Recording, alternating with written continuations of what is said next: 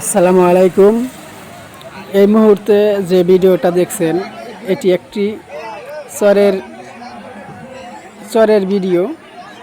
আপনারা দেখতে পারতেছেন নৌকার ভিতরে যতগুলা যাত্রী আছে, সম্পূর্ণ যাত্রী কিন্তু স্কুল ছাত্রছাত্রী।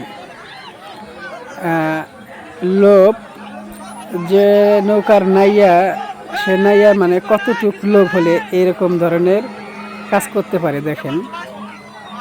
লোক তুলতে তুলতে এমন পর্যায়ে লোক তুলছে, নৌকাটা এখন ডুবে যাওয়া অবস্থা, ক্রমে ডুবে যাবে অবস্থা এই মুহূর্তে।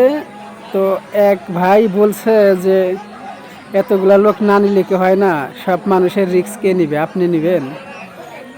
এইটা বলাতে সে নৌকার মাঝি সে গরম হয়েছে, এক পর্যায়ে চেতে গেছে। চেতে যাওয়ার পর কিছু হাতাহাতি হওয়ার পর এক ভাই পানিতে পড়ে যায়, সেটা তো দেখতেই পারলেন।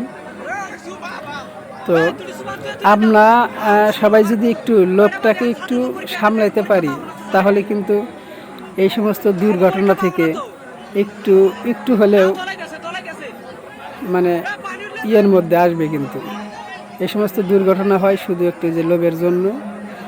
দেখেন সব ছাত্রছাত্রী এখন নেমে যাচ্ছে, এতগুলা যাত্রী নিয়ে তো যাওয়া সম্ভব না।